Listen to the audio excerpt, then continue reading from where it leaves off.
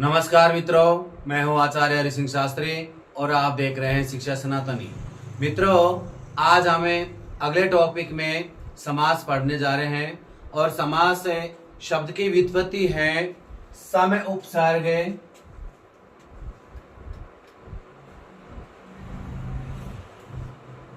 उपसर्ग। ये क्या है कि सम उपसर्ग है इसमें और अस धातु है, असे धातु। समय उपसर्ग पूर्वक अस धातु और घय प्रत्यय। कौन सा प्रत्यय होगा? घय। समास शब्द की उत्पत्ति समय उपसर्ग पूर्वक अस धातु और घय प्रत्यय से हुई है। जैसे देखो, समय धन असे धने गए। गए का शेष रहता है और उपदा को वृद्धि होकर के क्या रूप बनेगा हमारा? समास। समास में सुविभक्ति करेंगे, सु का रूप विसर्ग करके, और क्या बना हमारा? समास है।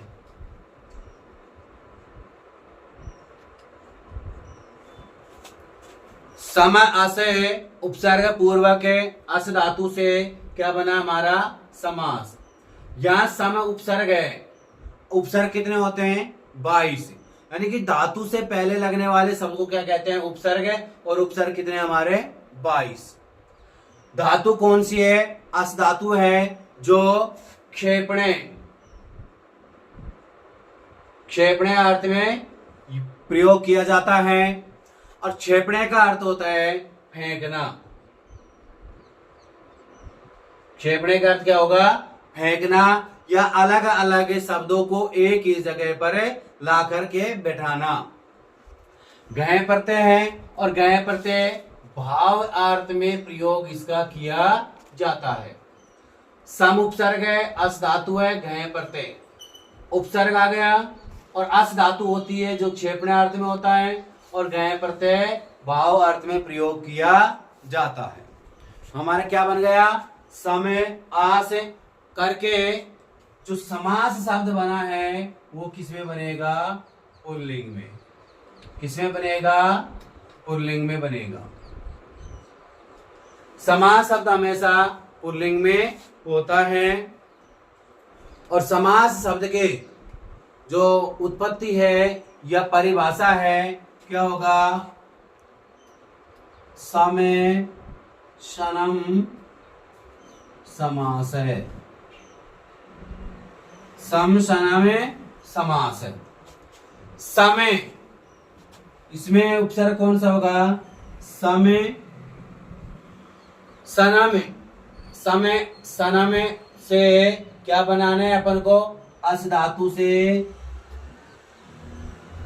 लिट प्रत्यय करना है। अतः धातु से कौन सा प्रत्यय करेंगे? लुट प्रत्यय करेंगे। समय असे लुट। यहां पर चाहे समसनम कह दो या समास कह दो, क्योंकि यहां पर गय प्रत्यय का प्रयोग किया है और यहां पर लुट प्रत्यय का प्रयोग किया है। क्षेपणे यानी अनेक पदों को एक पद में होना ही क्या कहलाता है? समास कहलाता है। बहुत सारे पद होते हैं उनको, या अनेक पद होते हैं उनको मिला करके एक पद बनाए जाते हैं, उसे क्या कहते हैं? समास कहते हैं। बहुत सारे या अनेक पदों को, बहुत सारे या अनेक पदों को मिलाकर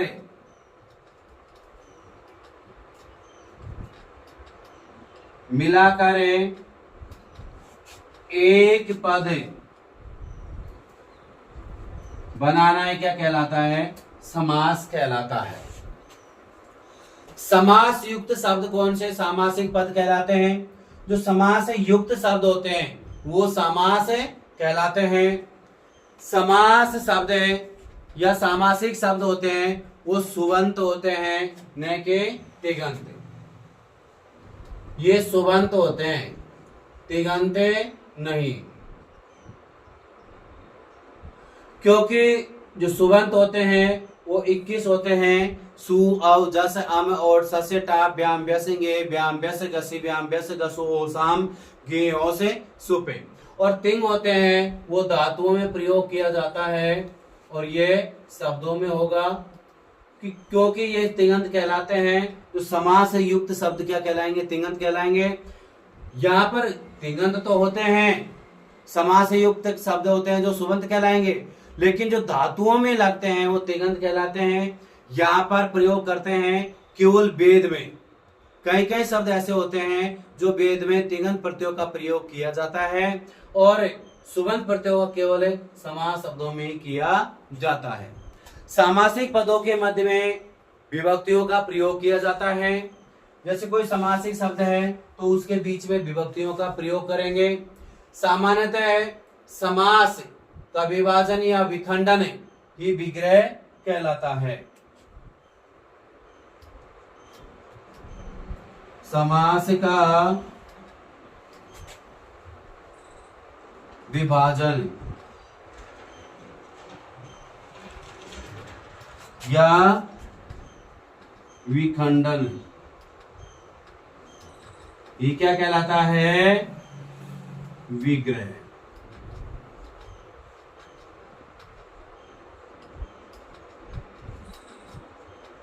क्या कहलाता है? विग्रह।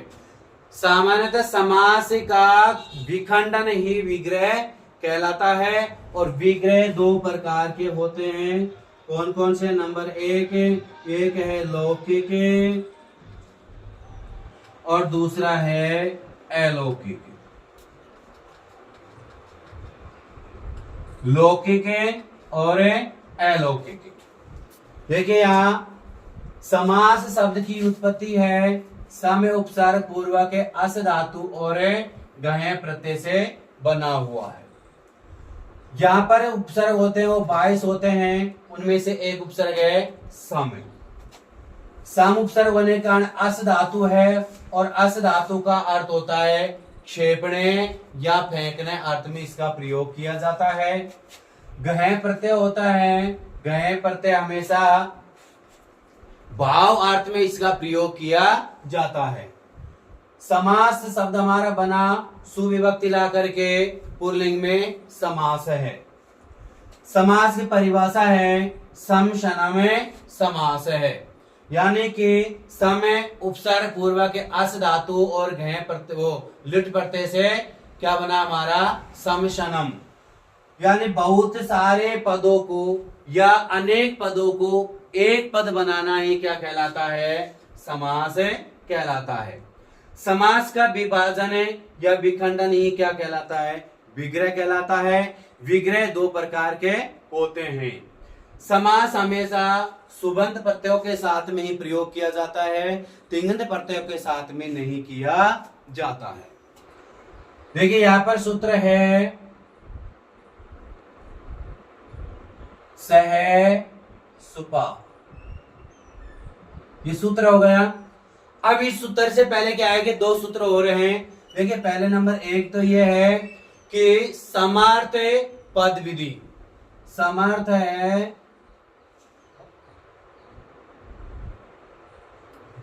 पद विधि। यहां पर ये कहता है समर्थ पद विधि कहता है कि पद संबंधो यो विधि से समर्थ आश्रितो बोधे, यानी कि पद संबंधी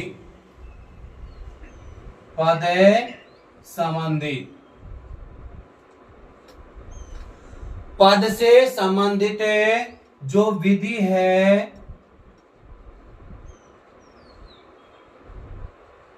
पद से संबंधित जो विधि है वह समर्थ पदों के मध्य में होती है। वह समर्थ पदों के मध्य में होती है। पद संबंधी जो विधि है वो समर्थ पदों के मध्य में होती है। जैसे यहां पर है राग्य पुरुष है, क्या बनेगा? राग्य है पुरुष है।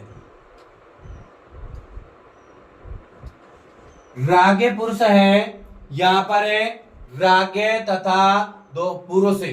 कौन से शब्द हैं? राग्य भी है, एक तो राग्य हो गया और एक हो गया पुरुष, यानी राजा का पुरुष।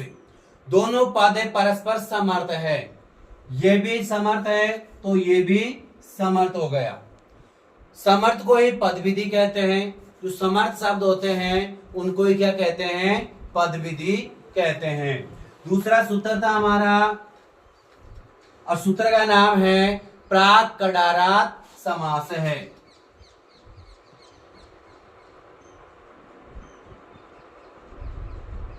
प्राक कडारात समास है।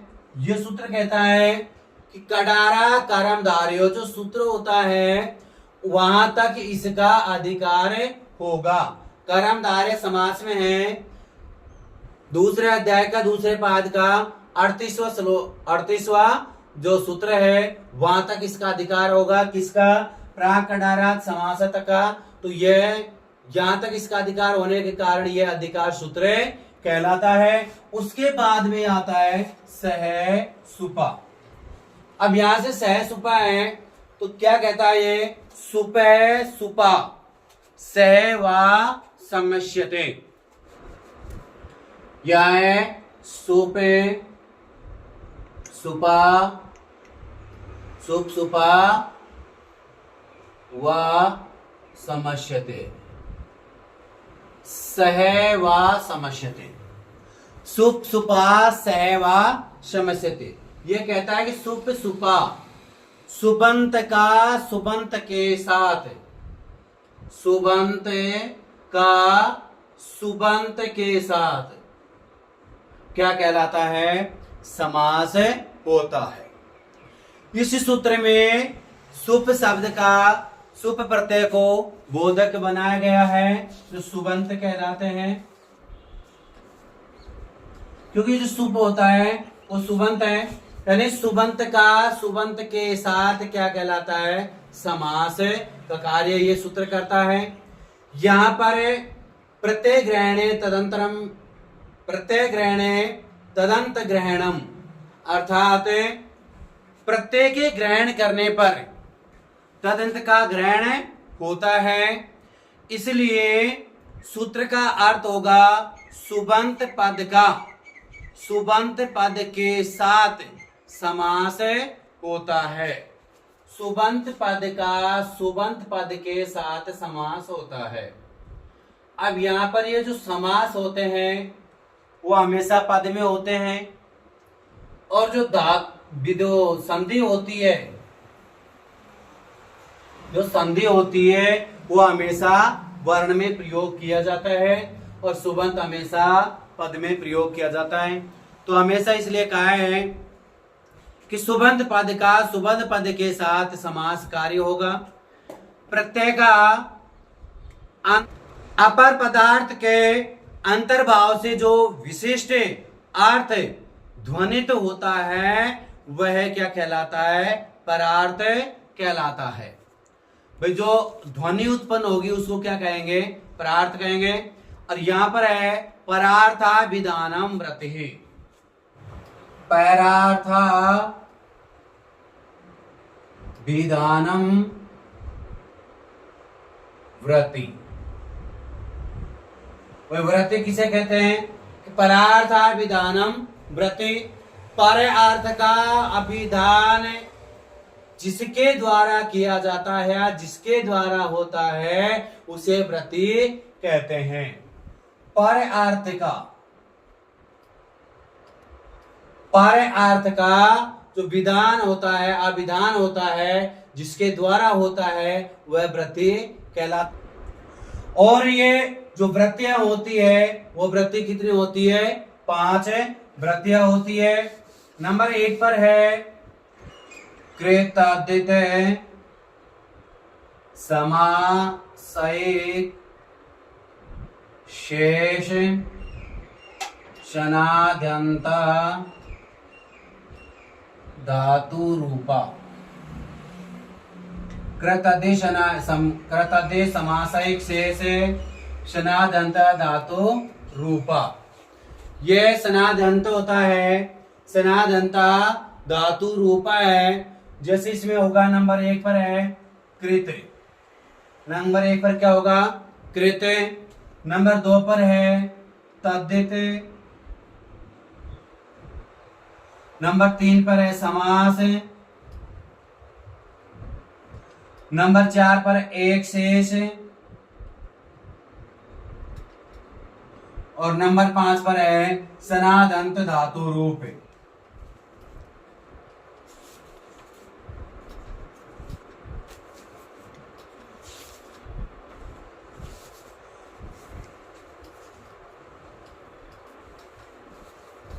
ये 5 वृत्तियां होती है। कृत्य जो होता है वो धातुओं के अर्थ को बताता है, तद्धित में शब्दों का अर्थ को बताता है, समास में है ही। एक शेष जो समास होता है उसके लिए कहते हैं, और सनादंत जो धातुएं होती है सनादिकरण के उसको कहते हैं। वृत्ति के अर्थ का अवबोध कराने वाले को विग्रह कहते हैं। जो वृत्ति का अर्थ का जो बोध कराएगा उसे क्या कहते हैं, हमें विग्रह कहते हैं। वृत्ति के अर्थ को क्या कराता है, बोध, उसे क्या कहते हैं, विग्रह, उसे क्या कहते हैं, विग्रह। और विग्रह 2 प्रकार के होते हैं, अभी बताए थे। नंबर 1 पर है था लौकिक और नंबर 2 पर है अलौकिक। नंबर 1 पर कौन सा है, लौकिक है, और नंबर 2 पर है अलौकिक। सह सुपा, सुपा सुप सुपा सह व समस्यते, यानी सुबंत का सुबंत के साथ ही क्या होता है, समास का कार्य करता है। परार्थ विधानम वर्ति, पर अर्थ का जो अभिधान बताता है उसे क्या कहते हैं, वृत्ति कहते हैं। वृत्ति कितने होते हैं, वृत्ति 5 होती है। कृतद्धित समासयिक शेष सनादंत धातु रूपा, ये क्या होते हैं, 5 होते हैं। कृत, तद्धित, समास, एक शेष और सनादंत धातु रूप। जो वृत्ति के अर्थ को बोध कराता है उसे क्या कहते हैं, विग्रह कहते हैं। विग्रह 2 प्रकार का होता है। विग्रह 2 प्रकार के होते हैं। नंबर 1 पर है लौकिक विग्रह और नंबर 2 पर कौन सा होगा, अलौकिक विग्रह। लौकिक विग्रह कहते किसको हैं, लौकिक विग्रह कहते किसको हैं, कि लोक में जिस विग्रह का प्रयोग किया जाता हो, लोक में जिसे विग्रह का प्रयोग किया जाता हो उसे क्या कहते हैं, लौकिक विग्रह कहते हैं। बस लोक में जो सामान्य रूप से प्रयोग किया जाएगा उसको क्या कहते हैं, लौकिक विग्रह कहते हैं। अलौकिक विग्रह है, अलौकिक विग्रह का जो लोक में विग्रह का प्रयोग नहीं किया जाता हो, लोक में जिस विग्रह का प्रयोग नहीं किया जाता है वह क्या कहलाता है, अलौकिक विग्रह कहलाता है। अब यहां पर वृत्ति हो गई, वृत्ति के 5 भेद हो गए। कृतद्धित समासयिक शेष धनादंत धातु रूपा।